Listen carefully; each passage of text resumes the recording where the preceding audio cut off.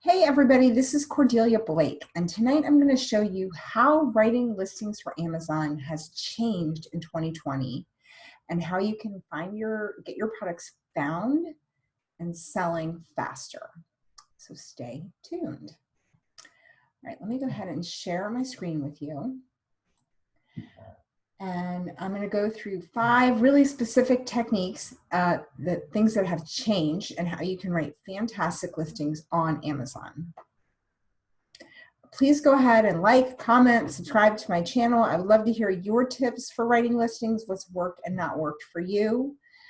It's really only through working together that we figure this stuff out, because Amazon tells us very little. Okay, so the first thing is to expect the unexpected. Amazon is currently dealing with a crisis, as are we all. So there's last-minute warehouse rearrangements. Search engine results are changing based on what can be prime fulfilled, what can be fulfilled by merchant, what's closer to the customer. Delivery issues are coming up because of the virus. And so a lot of things, even that we've seen work in like the last few months, some days they work better than others. So try to be patient with Amazon and with your own listing writing process. So the 5th big thing that has changed is that duplication is okay. Now, previous to this, depending on how you duplicated your words in a listing, so for example, if you had something in the product description and in the title, you might actually break your listing's ability to index. So indexing is when words are sort of registered with Amazon. So in other words, if you're making a mug with a picture of a squid on it, you need the phrase squid mug to index, meaning Amazon associates that phrase with your listing. And so it used to be that depending on how you duplicated words, it would mess that up. But so far that has changed. You can duplicate things between the title fields, the backend keywords, the bullets, and the product description. For the sake of this video, I'm going to focus on those 4 areas. They're the most important. But of course, there's many fields in the listing, and you should try to populate as many as you can. So when indexing is done right, a word that is in the product description, a word that is in the bullets, a word that is in the title, and a word that is in the back end should all index as a phrase. So if the title of your listing was squid mug, and your bullet number 1 was 15-ounce mug, and your back end said sea creature, and your product description said great gift, then if somebody puts in the phrase sea creature squid gift mug, then it should index. That's called global indexing, and that right now, duplication used to mess that up. Right now, it's not. So that is great news. It means you can be a little more relaxed about duplication. You shouldn't keyword load your listing, but it means if the word happens to come up in a couple of different places, you're not going to mess up your listing. Okay, next. Number 4, put your most essential words in the back end keywords section of your listing. So it used to be that what I would tell people is to do a list of keywords, and you can use a great tool like Helium 10 or autocomplete, however you come up with your keyword list. And I will do another video on how to do keyword lists. But you would put your most essential keywords in the title, and then I would next go to bullets and then description, but no more. That has changed, so don't do that. The most essential keywords should all be in your back end. So what does that mean? It means that if our squid mug is the title, then the term squid mug should also be in the back end. So you lose some back end characters. You never want to exceed 249 characters in your back end. That's including words and space, or letters and spaces.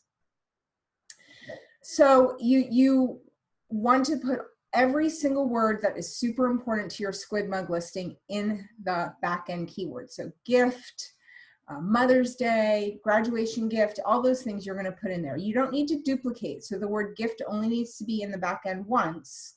But if that is an important word to your listing, it should definitely be in the back end. So the number 4 is to put your most essential words in the back end.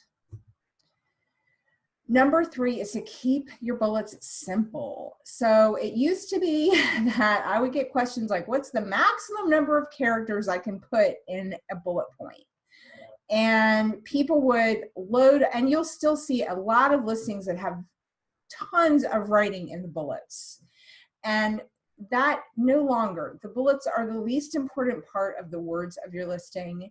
And it really doesn't help your ranking significantly.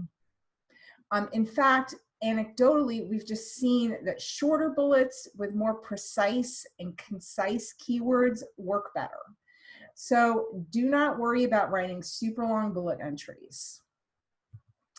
Now your product description, that one was one where duplication could really affect your listing before, but now no longer does it. Not only that, but I'm seeing that the product description is actually ranking better in terms of getting things indexed. So put the sort of descriptive, emotional parts of your listing here instead of in the bullets or in addition to. So you want to keep your bullets a little bit more bare bones, descriptive of your product, the dimensions, the weights, what it's made of. And then your product description, you're going to want to elaborate a little bit more in terms of what the product is about, who it's for, the emotions. Remember, you can use basic HTML in your product description. So if you need to do line breaks or bold or italics, you can do that. Don't do colors or anything, but you can do basic. So that's the product description. So you're going to want to make that a lot more robust than I would have recommended 6 months ago. Number 1 is keep your listing simple. Keep it basic. I'm even seeing cases of where people will do like a skeleton listing. So sometimes what people do is they're like, all right, I got to get this thing selling. So I'm going to create a skeleton listing, which is super basic information in it. And then I'll fill in all the keywords later. And they're actually finding that those skeleton listings are getting found and selling faster than their more elaborate counterparts. So while I certainly would not tell you to just stop putting words in your listings, I will say that less is more. So when you're doing your keyword research and when you're thinking about your product and your customer, just stick to the most important words and don't put in a lot of extra fluff. The rational part of my brain, when I'm kind of analyzing this, of course, nobody knows. So you can listen to my videos, you can watch somebody else's videos. None of us are in the know. We're all figuring this out from experience. What I can see is that the algorithm sees, if you put into your title, squid mug for children, adults, girls, boys, men, women, cousin, uncle, aunt, the algorithm's like, what is this thing? I can't tell what it is. Is it an ant mug? Is it a squid mug? What is it?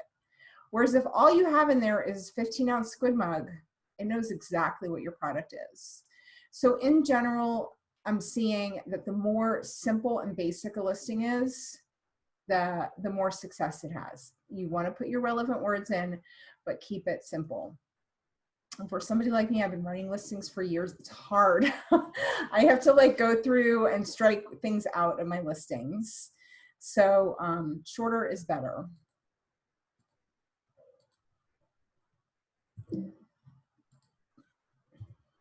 So in order of importance, and this has changed, the title is always your most important words are in there, but then it jumps to the back end keyword. So when the algorithm's looking for the order of words to figure out what your product is and who to show the listing to, it's going to title, then the back end, then the product description, and finally the bullets.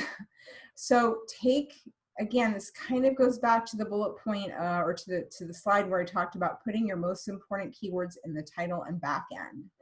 So I will take the title squid mug, My back-end keywords will start with squid mug, 15 ounce, gift, you know, whatever my important words are. Product description, I get a little bit more into some long tail words, and then the bullets are pretty bare bones. Keep in mind that on mobile devices, the product description shows first, and on desktop computers, the bullets show first. So you definitely want to have something there, but just keep it really simple. So those are some really big changes for listings in 2020. I'd love to hear your comments about what you've noticed changing and what you find to be the same. As always, having great product photography really helps, making sure you use all your images, making sure that you have a product that people want. That's a biggie. So there's a lot to selling on Amazon. You can absolutely still be successful at it, even in this environment. But please, please, please pay attention to these updates. They're big, big changes. Simpler is better with listings now. And I would also love to hear what other listing questions you have. I'm going to do a video about keywords. I will link to that in the comments when I get it done. If there's other things that you want to learn about, please let me know. I really want to help you guys grow and be successful. So thank you so much for tuning in. Please like this video, subscribe to the channel, and let me know your questions and comments. Thanks a lot. This is Cordelia. Bye.